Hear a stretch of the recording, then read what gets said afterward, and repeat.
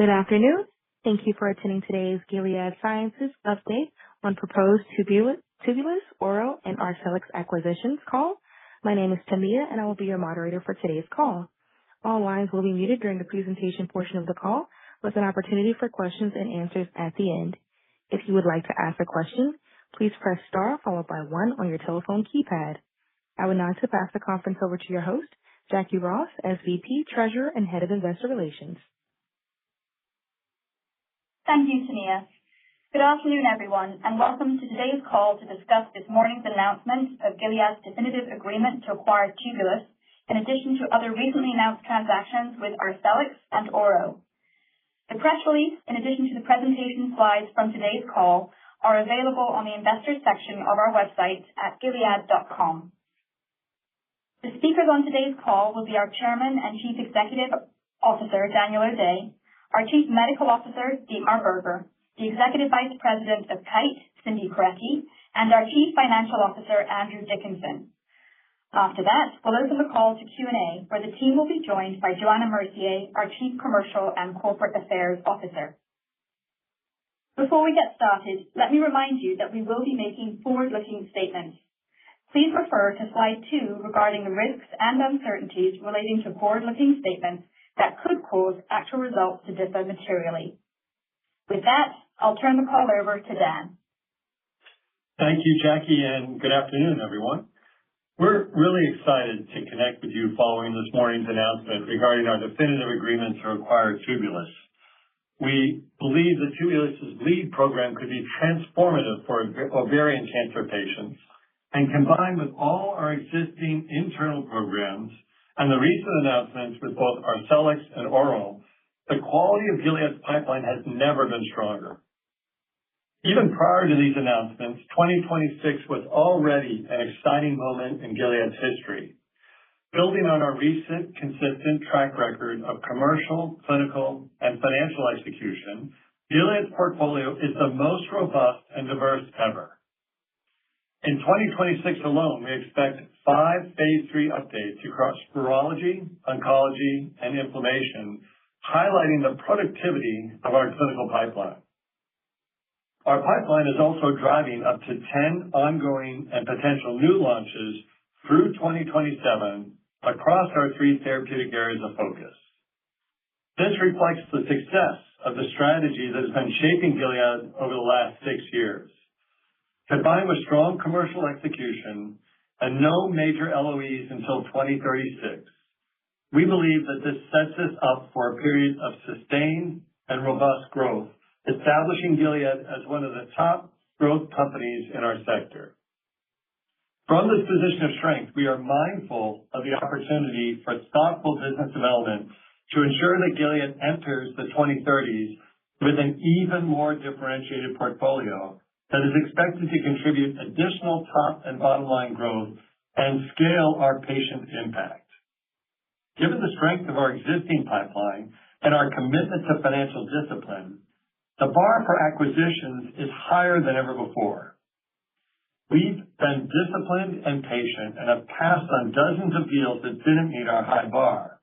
Indeed, Gilead has not completed a larger deal since early 2024 with the acquisition of CymaBay that led to the successful commercial launch of Livdelzi.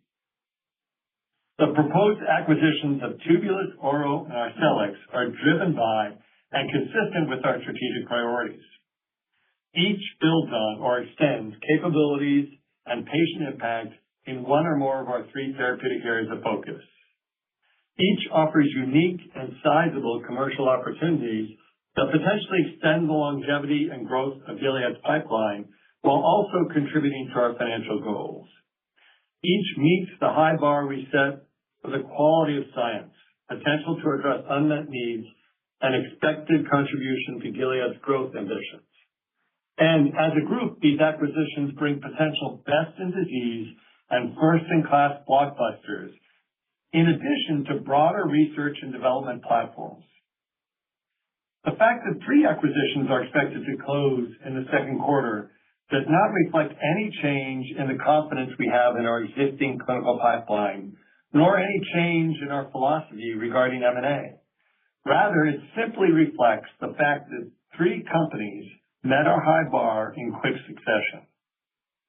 Recognizing the pace of business development activity over the last few months, we expect to take some time now to focus on integration activities and more ordinary course business development transactions. Andy will discuss the financial impact of the 3 transactions and our capital priorities in more detail, but there is no change to our commitment to operating expense discipline, nor to our focus on execution across our existing commercial and clinical portfolios. We look forward to sharing our first quarter results on May 7th. In the meantime, I'll hand the call over to Dietmar and Cindy to share more about our recent announcements regarding Tubulis with its lead asset in ovarian cancer, Ouro with its lead asset in autoimmune diseases, and Arcellx with its lead asset in multiple myeloma. Dietmar? Thanks, Dan, and good afternoon, everyone. Since 2019, Gilead has undergone an incredible transformation, building the most robust and differentiated pipeline in the company's history. In virology, Gilead's team and our partners have a long history of world-class innovation, resulting in the most exciting commercial portfolio and clinical pipeline in the industry, and a proud legacy of global health impact. Moving to our growing inflammation and oncology businesses, we are well on our way to delivering similar impacts for patients with autoimmune diseases and cancer. While our existing pipeline sets a high bar, we continue to refine and add to it with the best science, whether new breakthrough therapies are discovered through internal or external research. Tubulis, Ouro Medicines, and Arcellx each offer potentially best-in-disease assets that I believe will build up and accelerate the progress made to date by our internal oncology and inflammation research and development teams. We shared this morning that we reached an agreement to acquire Tubulis, a privately held clinical-stage biotechnology company that has developed what we believe is an industry-leading platform for antibody-drug conjugate, or ADC, development. ADCs represent one of the most promising modalities in cancer today. Gilead has had a long-running interest in this area and already has a leading ADC with Trodelvy, which is a standard of care regimen in metastatic triple-negative breast cancer and pre-treated hormone receptor-positive HER2-negative metastatic breast cancer. Additionally, we have deep late-stage clinical programs for Trodelvy with several important phase 3 updates expected later this year. Building on our experience with Trodelvy and years of diligence, we first partnered with Tubulis in 2024 to apply their ADC platform to a Gilead-provided antibody with an undisclosed target. This Gilead-owned ADC is currently in preclinical development. Our experience working with the Tubulis platform has provided us with great insights into the platform's capabilities. In addition, the compelling clinical data that Tubulis has recently shared have increased our confidence that Tubulis has the right technology to meet our aspirations. Tubulis adds complementary ADCs in new tumor types and a potentially industry-leading platform for continued development of the next-generation ADCs. Specifically, Tubulis has developed proprietary P5 conjugation, which, combined with a highly potent exatecan payload, forms their Tubutecan platform. This platform produces highly differentiated ADCs with consistent and high drug-to-antibody ratios that are extremely stable in circulation compared to other ADC platforms. It is the sum of these properties that has unlocked a broad range of new targets for ADCs, including NaPi2b, that have been elusive with prior ADC attempts. Additionally, Tubulis has developed proprietary alco5 conjugation, which takes it a step further by allowing for development of ADCs with new classes of payloads, including various cytotoxins, protein degraders, and immune modulators. By combining the capabilities unlocked by these technologies with our industry-leading medicinal chemistry, we see an opportunity to drive an unprecedented wave of innovation in the ADC space across oncology, inflammation, and virology. Moving to slide 5, you can see why we believe Tubulis' investigational lead asset, TUB-040, has the potential to substantially transform ovarian cancer treatment. First, TUB-040 targets NaPi2b, which is expressed in approximately 90% of ovarian cancer cells, while having minimal expression in normal cells. This allows TUB-040 to deliver extremely potent tumor-killing payloads directly to the ovarian cancer cells expressing NaPi2b and still spare healthy cells to avoid toxicity. Second, TUB-040's efficacy data is compelling compared to approved and investigational ADC options, especially given the patients were not selected for high NaPi2b expression or any other biomarker. At ESMO in October 2025, Phase 1 data in 46 patients with platinum-resistant ovarian cancer showed a confirmed overall response rate of 50% or 59% including unconfirmed responses. These responses occurred early and deepened over time. Further, since ESMO, this data has matured promisingly with over 130 patients treated to date, and we look forward to sharing updates at a future medical congress.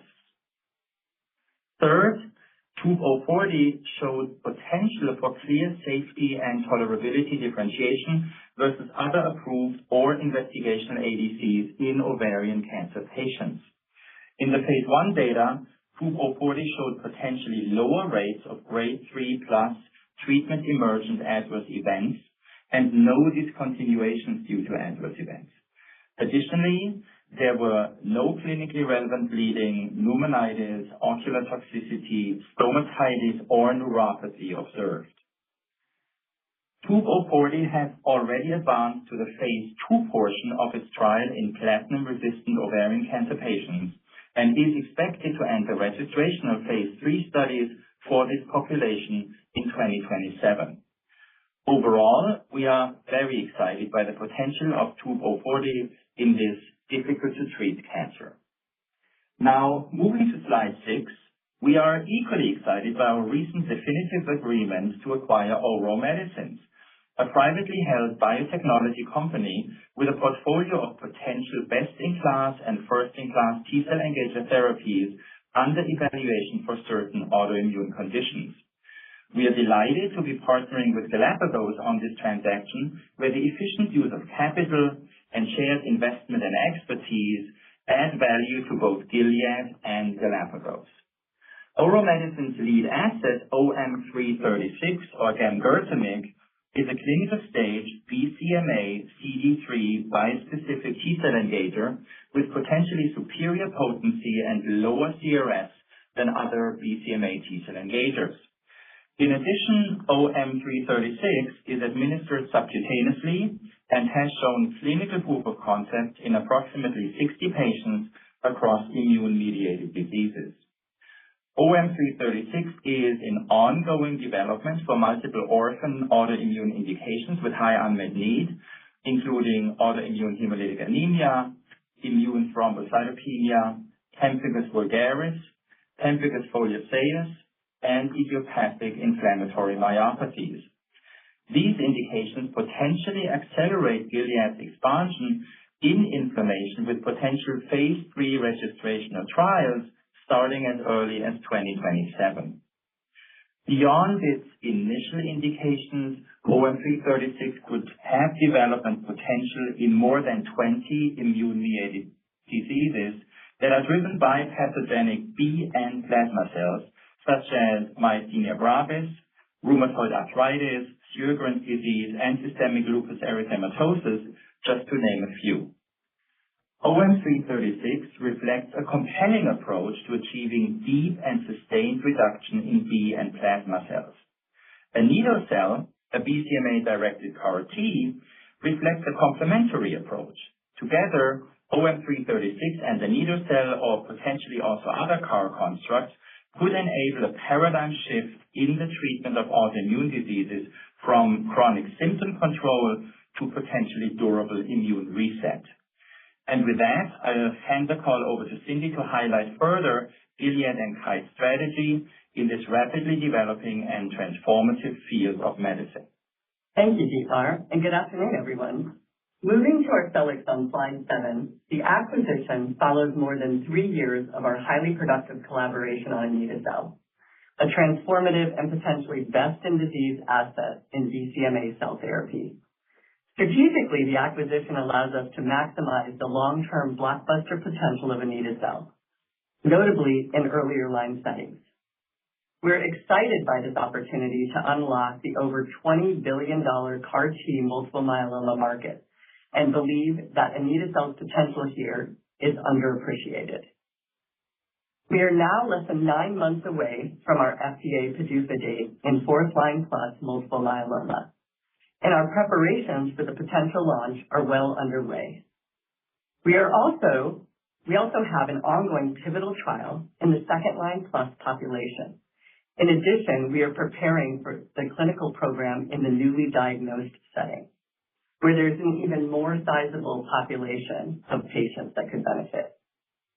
Our confidence in anito-cel's potential to reach across lines of therapy is underpinned by the exceptional ASH data from the Imagine-1 study in fourth-line plus multiple myeloma. The data demonstrated clinically meaningful, deep, and durable efficacy, as well as a differentiated safety profile, including no delayed or non-ICANS neurotoxicities and enterocolitis.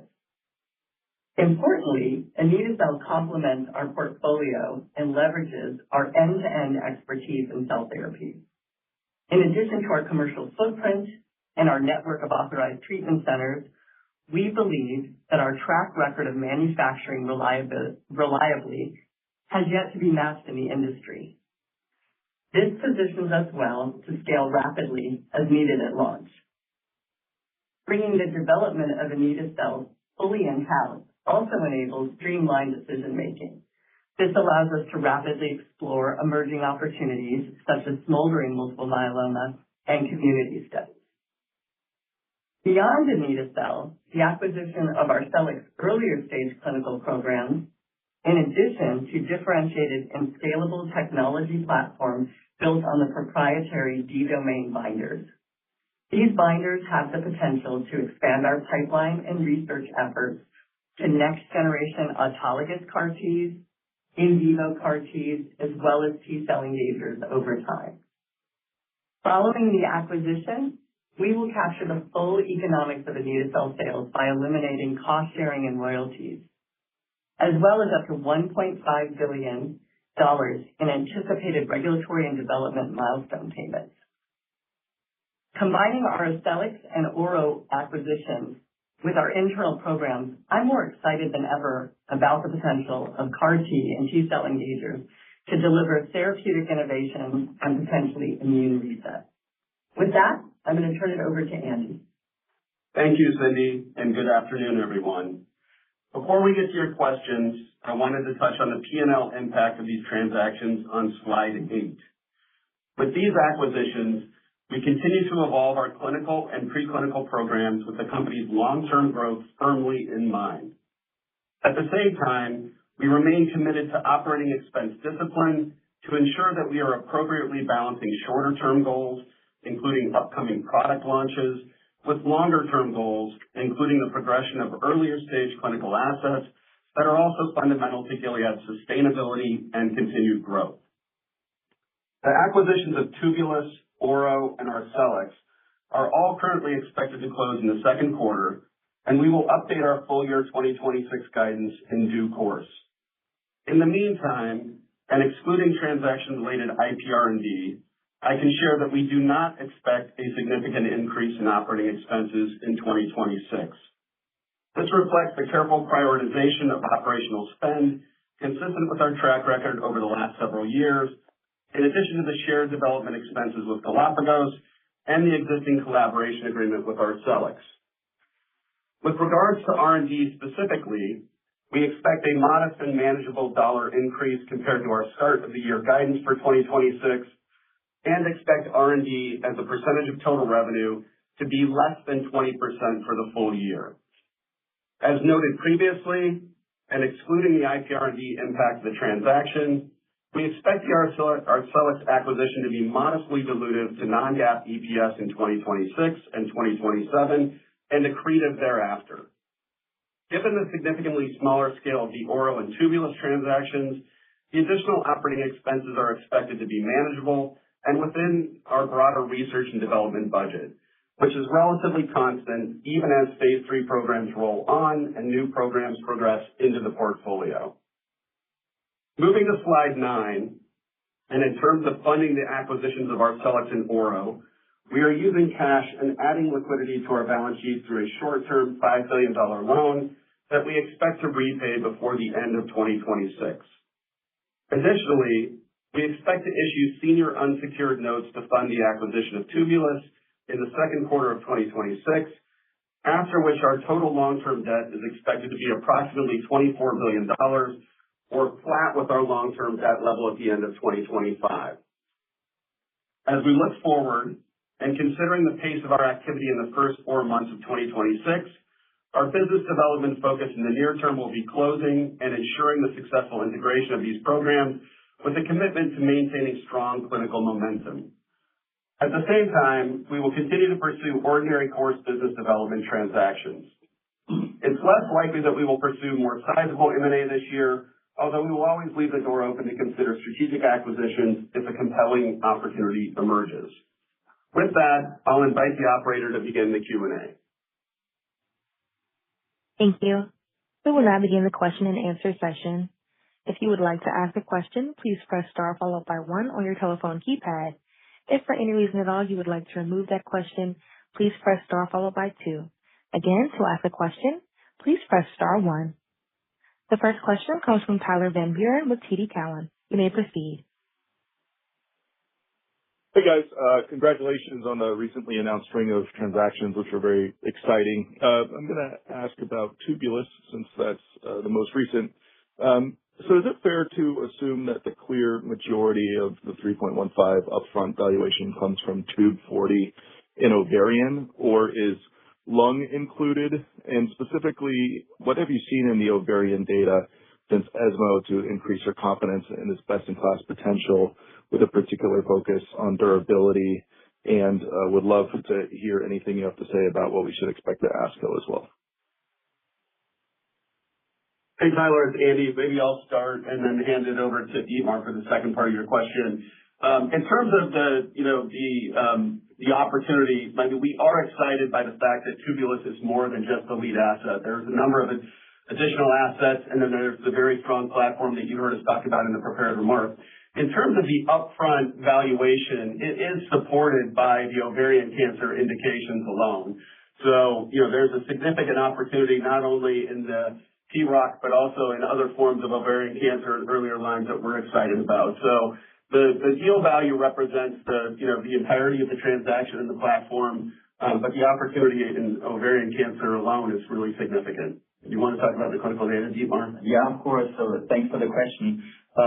When you look at the data and the data that has been presented at ESMO in 2025, that data is already really exciting. But when you look at, unprecedented efficacy, look at the objective response rates, the disease control rate, coming with a really strong safety profile, none of the major toxicities that you see with some of the other ADCs around, really low neutropenia rates, etc., and good efficacy actually across a variety of a dosing spectrum, and also good durability of that efficacy, all validate the platform, but also more importantly, validate the opportunity in ovarian cancer.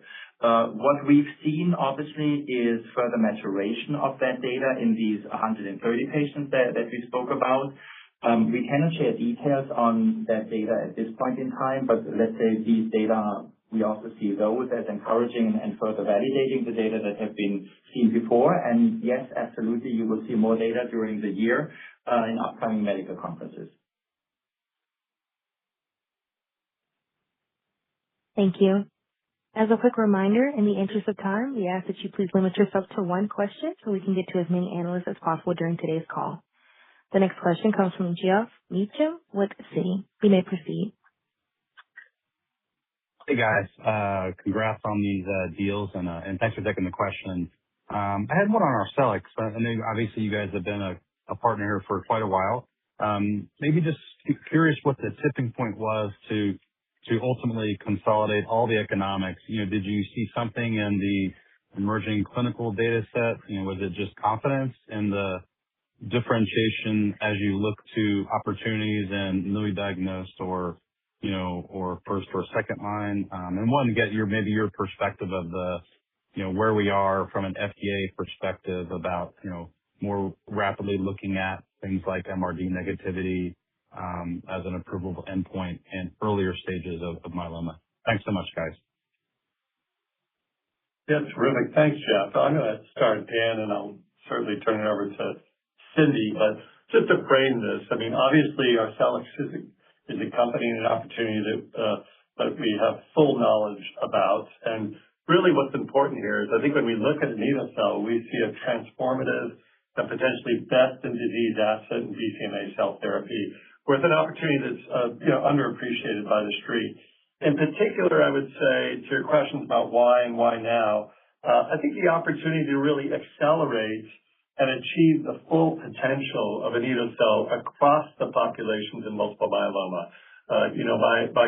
By combining this fully into Gilead, it allows us to move with speed, both in the initial launches, but also very importantly, as we expand into the earlier lines of therapy where, we're seeing and we have the potential to see really transformative changes in terms of this disease course. And that's really driven quite a bit of this and our ability to make sure that we can maximize the potential of this. And what I would say is why now? I think we were kind of at the right point of the risk continuum. We had seen the significant de-risking of the data at the end of last year in terms of the profile of the product in a relatively large number of patients over a longer period of time. That combined with the fact that the acceptance of the FDA BLA allowed us to really take this opportunity and believe this was the right opportunity to fully acquire and maximize this. And then finally, I'll say, the opportunity to look beyond just the pure anito-cel concept in the platform and the D-domain profile allows us to consider this construct in other types of platforms for future diseases, including, of course, oncology, but other diseases as well.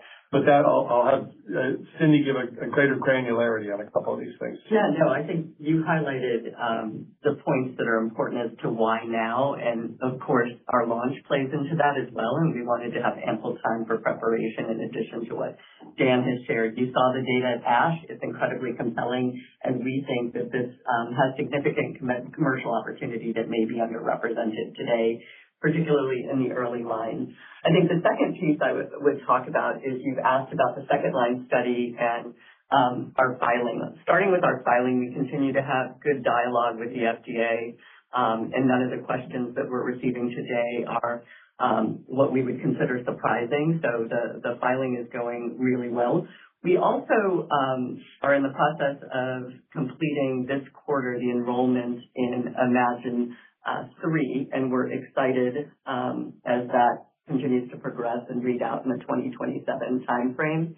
The discussions with FDA on the Imagine 3 protocol occurred when we submitted it, and they understand the dual endpoints, and obviously we'll continue to have that dialogue when we get the data.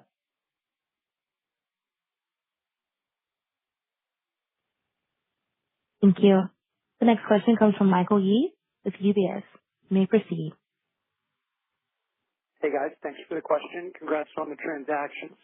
On Ouro, can you talk a little bit about how you think about the competitive landscape versus, say, other, directly competitive BCMA TCs like Candid, which seem to have strong efficacy and safety as well? Do you view yourself as best in class or first in class or just different indications and targets? How do you think about comparing that given the competitive landscape? Thank you so much. Yeah, Michael, this is Dietmar. Thank you for the question. Obviously, as you can imagine, we looked at the landscape really carefully, and we have experience in the landscape also from a CAR T perspective, right? Really focusing on the target of BCMA. We decided to really look at Ouro and do the acquisition there, because we think it's a really well-differentiated asset with a lot of potential across the board in different B and plasma cell-driven diseases. And what really helped us in there is also some of the early data that we've seen. You may know that there has been a case study that has been published in the New England Journal of Medicine with 2 patients with autoimmune hemolytic anemia that showed rapid improvement with a short course of treatment, which was very encouraging. And of course, we have additional data that has not been shared so far that could also lead to OM-336 entering registration trials as early as 2027. So all of these factors, the efficacy that we've seen, the safety that we've seen, the broad applicability, and also the data that we have that could lead to, rather short-term also regulatory upsides, has really led us to go with Ouro in a yes, granted, rather competitive field.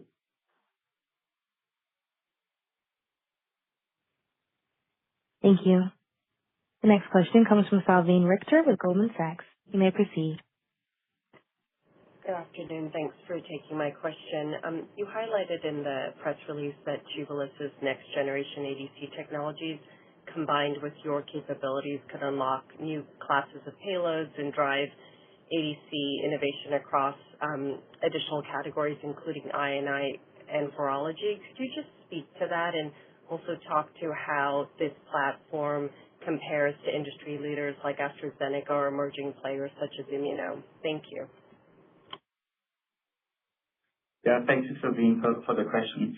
The Tubulis platform really has 2 very specific types of innovation that we feel are broadly applicable. One is the P5 conjugation, which is really phosphorus-based chemistry, which is very different from anything else in the ADC space, and that allows, together with a highly potent exatecan payload, now to have this broader application of this Tubutecan platform in oncology with various targets, right? So there's a lot of combinability on that basis. And then you have, on top of that, you have this alco5 conjugation, which expands that even further. And what that does is it does allow to actually enter entirely new classes of payloads into the mix. And this is where it gets really interesting, where you could have cytotoxin, you could have protein degraders, you could have immune modulators and other types of payloads, which then become really attractive, for example, in immunology or in virology. Think about potential antiviral payloads, think about potential immunologically modulating payloads. So that's where we see the real opportunity, and that's also where our chemistry and medicinal chemistry, but also biological capabilities come in combination with this unique platform that Tubulis has developed. So we're really excited about those opportunities. Yes, of course, oncology, ovarian cancer, and then other areas in oncology are the first direction, but there is real opportunity to build out and move into inflammation and into virology. Thank you. The next question comes from Carter Gould with Cantor. You may proceed. All right. Congrats on the announcements. Thanks for holding the call. Dietmar and team, I guess you alluded to it a bit, but how did you get comfortable with 040 given the prior track record of agents targeting NaPi2b? The early efficacy data are compelling, but were there other aspects of your own ADC capabilities that gave you insight into explaining the failure and setbacks of prior agents here, and how did that help give you confidence in the fidelity of the data? Thank you. Thank you for the question, Carter. I'm well aware of some of the other attempts to target NaPi2b, and obviously they were most limited by the therapeutic index that they saw, right? What we've seen here with TUB-040 or 040 is, first of all, the data. is really encouraging from an efficacy perspective, from a safety perspective, from a durability perspective. But also when you look at the characteristics of the molecule, it is due to this new linker technology, it is highly stable in circulation, which really leads to a situation where you do not get a lot of leakage, where you do not get a lot of unwanted toxicity by release of the payload into the circulation and systemic toxicity. You get the efficacy really where you need it, which is obviously in the tumor where the target is expressed. And you also see this long-standing durability, and we try to describe that really as the mix of these different characteristics leads to a different type of therapeutic index. So I think the biological basis for it, the chemistry and the biological basis, really underpins what we see clinically from an efficacy and safety perspective, and that's where we think the differentiation really is.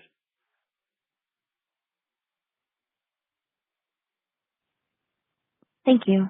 The next question comes from Brian Abrams with RBC Capital. You may proceed. Hi, good afternoon.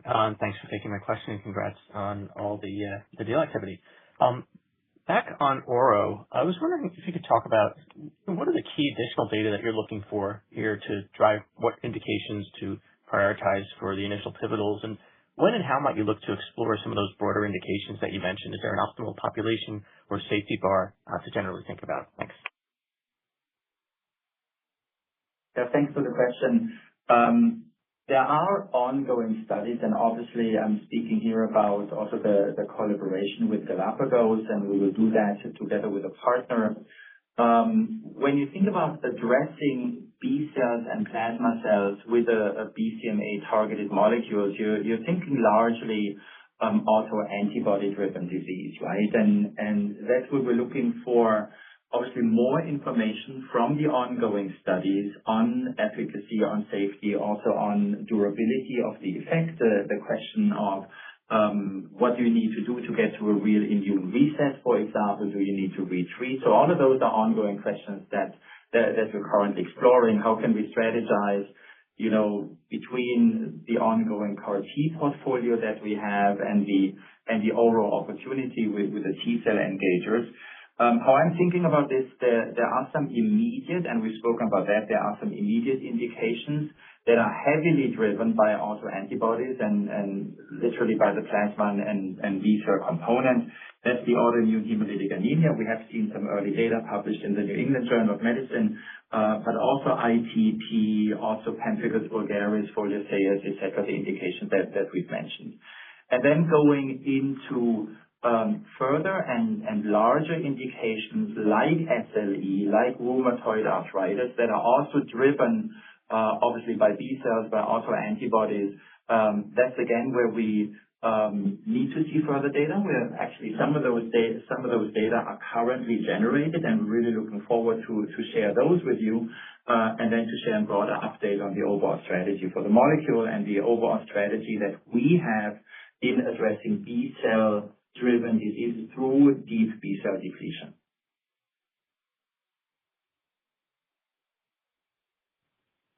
Thank you. The next question comes from Daina Graybosch with Leerink Partners. You may proceed. Hi, I wonder if you could talk about strategically, two of these acquisitions were of current partners, and you have a lot of other partners. In fact, you really prioritize doing a broad set of collaborations and partnerships. What makes a partner acquirable versus making more sense to continue the partnership or collaboration? Sure. Maybe I'll start, Dana, and then ask any others to add. The first thing I would say is, one of the real strengths of Gilead is that, in addition to believing in our own innovation, we believe in outside-in innovation. In other words, we have a lot of partnerships, and I think at all different stages of risk, at all different stages of development. That allows us to make sure we're tapping into the best science at all different periods of time. And there is no one-size-fits-all for how those partnerships will eventually evolve. Some of them progress, some of them, dissolve because of a result of the science. And some of them, we feel, just would be helpful for us to fully integrate into the further strengths of Gilead. I've already mentioned on the call, Cindy and I the Arcellx transaction.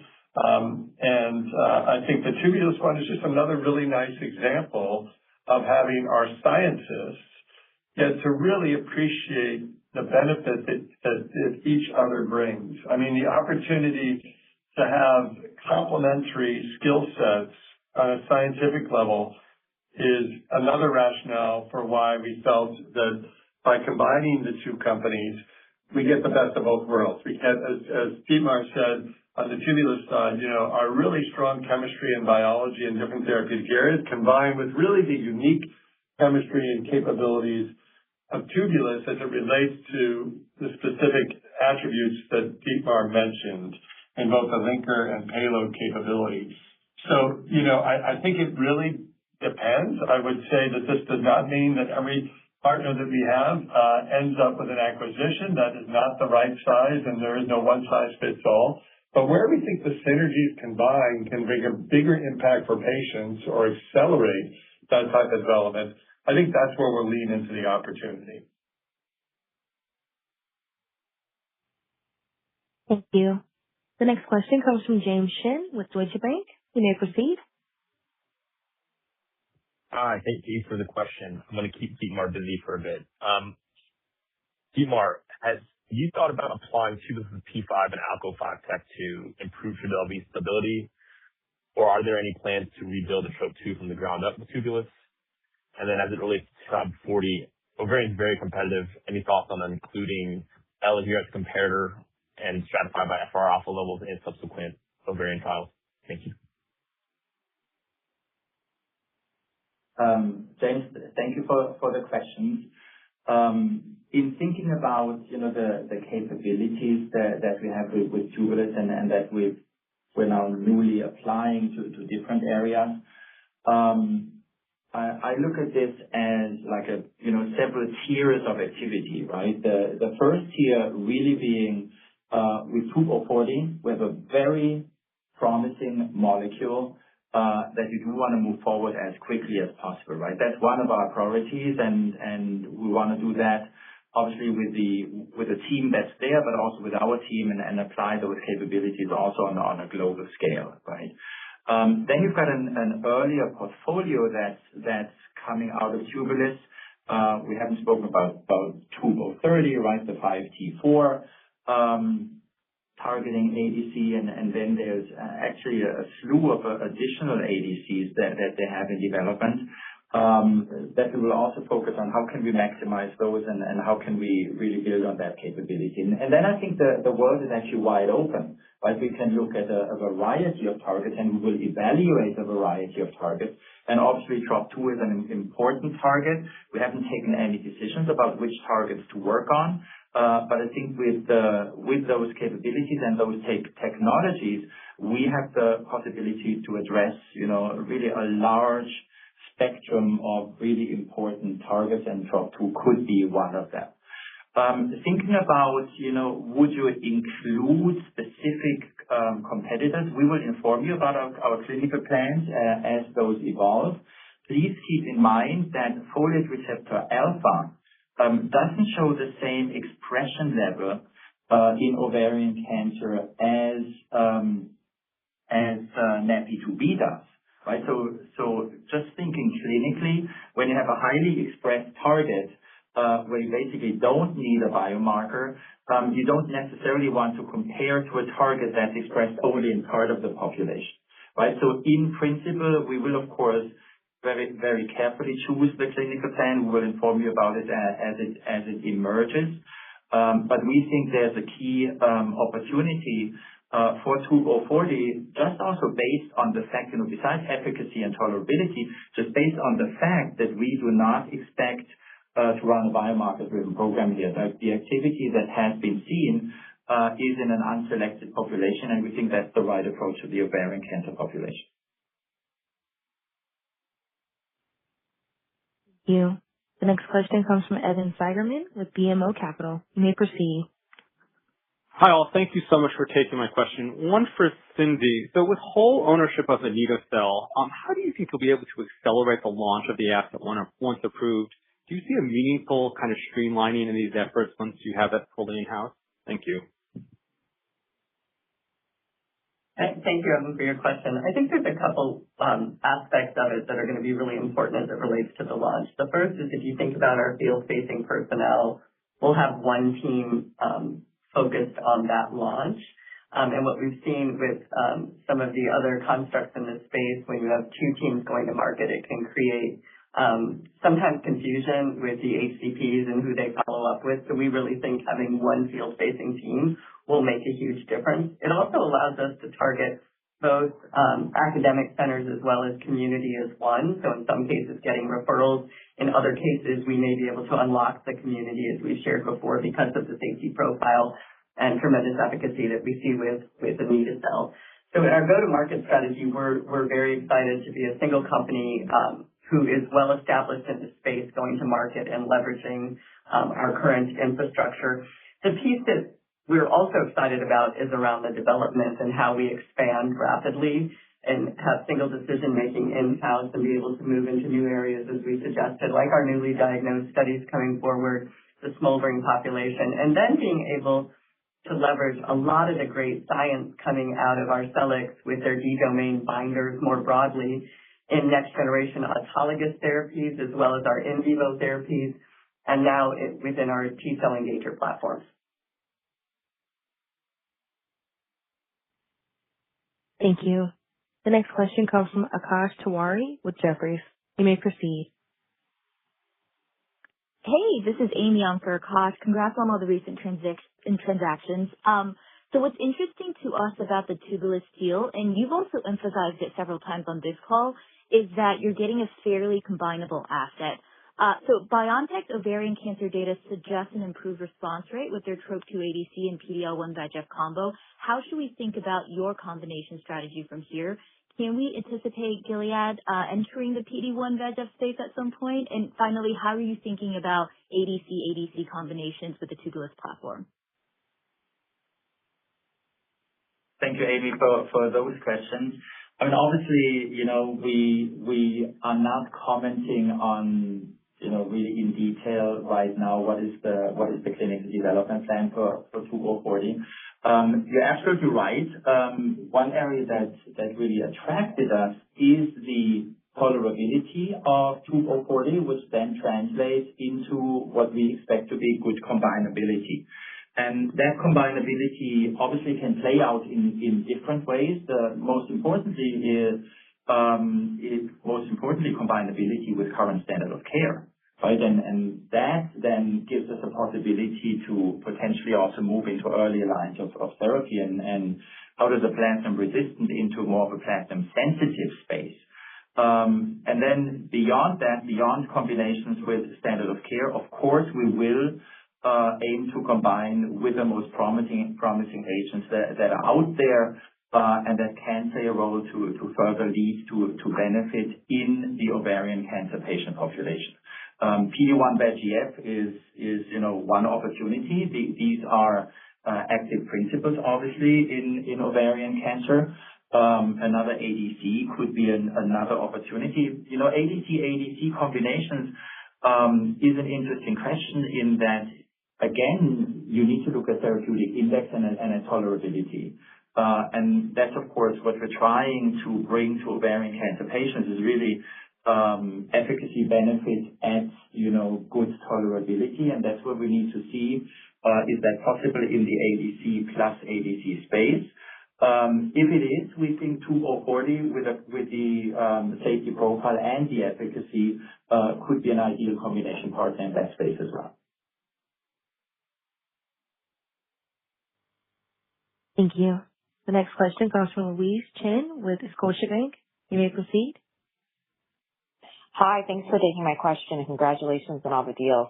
I wanted to ask you about oral Tubulis and Arcellx and how you think about R&D spend in 2027 and beyond, in addition to your existing pipeline. Maybe just high-level thoughts would be helpful. And then secondly, as you start to think about these products, when do you expect to commercialize products from Ouro and Tubulis? Thank you. Hey, Louise, it's Andy. Thanks for your question. We appreciate it. And I hit on some of this in our prepared remarks, but for R&D, when you look at all of these together, we expect a modest and manageable dollar increase in R&D as compared to our guidance from the start of the year. And we continue to expect that R&D as a percentage of total revenue would be less than 20% for the full year. We also highlighted that going forward, we always have programs that are rolling off. So at a high level, Louise, we had an opportunity to add to our portfolio because we had room in the R&D budget, certainly in 28 and beyond. So the overall message is very manageable in the short run, and we were going to need to add to kind of our mid to late stage portfolio in any event. And these are three incredibly exciting deals that allow us to leverage that R&D spend and the capacity that we had against what we believe are blockbuster opportunities. Louise, thank you also for the question on the when would these potentially come to patients.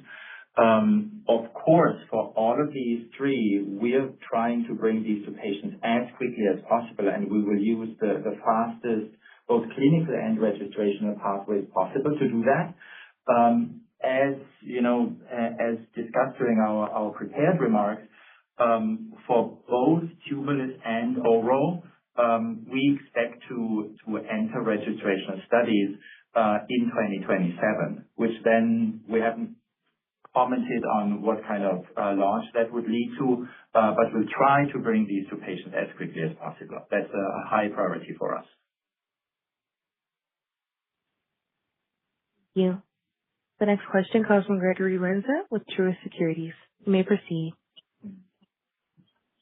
Hey guys, it's Nishan for Greg. Congrats on the deals and thanks for taking our question. Just first, as you consider the broader CAR T strategy for Gilead with the integration of Arcellx, how are you framing your positioning and niche within the competitive landscape of in vivo CAR T? And just a quick one for Andy, just playing off the Tubulis acquisition, how policies set under the current administration, such as tariffs and tax treatments for offshore developmental programs, factored into your appetite for ex-US assets and BD? Thanks so much. As it relates to the Arcellx question and the context with which we considered the acquisition, it is broad, and as we suggested earlier, we have a number of next-generation autologous constructs that we're looking at where you would do dual targeting. Part of that, the in vivo opportunity is also one, but it's earlier in development, and the T-cell engager. So it was a broad position. But just to be clear, we are really excited about the data that we've seen out of Arcellx and the potential of anito-cel, and we do believe it is a best-in-disease opportunity for patients as we come to market. And Nishan, maybe I'll just add to Cindy's comment. Obviously, the acquisition of Arcellx also allows us then to use the D-domain binders in our in vivo efforts, as we've highlighted before. And then on your question on ex-US business development, look, our business development deals are focused on the quality of the science and the clinical data. And you've heard Dietmar comment on why we're so excited about, and Cindy, all three of these opportunities. We have a large global supply chain with all of our products. We look at manufacturing, and we have time to kind of think about where we want to place manufacturing and potentially having multiple different sources of manufacturing globally. But it really, so to answer your question, it hasn't changed anything. If we find great science in Europe or in Asia, it's no different than finding great science in the U.S. And we are really excited about the quality of science that we're seeing and our ability to bring these programs in and benefit patients globally. Thank you. The next question comes from Brian Skorney with Baird. You may proceed. Hi, team. This is Luke on for Brian. Thank you for taking the question.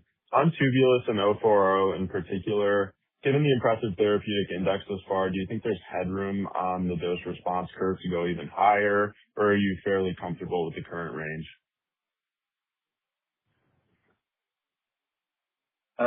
Thanks for the question.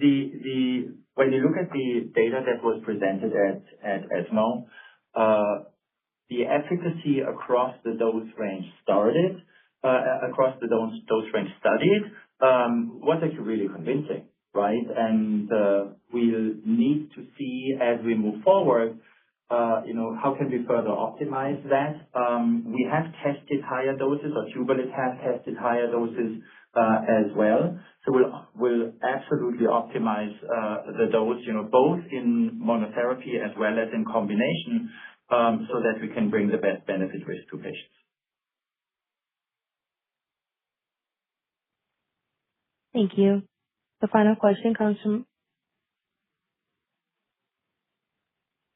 apologies. There are no more questions at this time. I'll pass it back over to Jackie for closing remarks. Thank you. As always, the investor relations team is happy to help with any additional questions you have on our recent acquisition announcements. Otherwise, as Dan mentioned, we're planning to share first quarter of 2026 results on Thursday, May 7th. We appreciate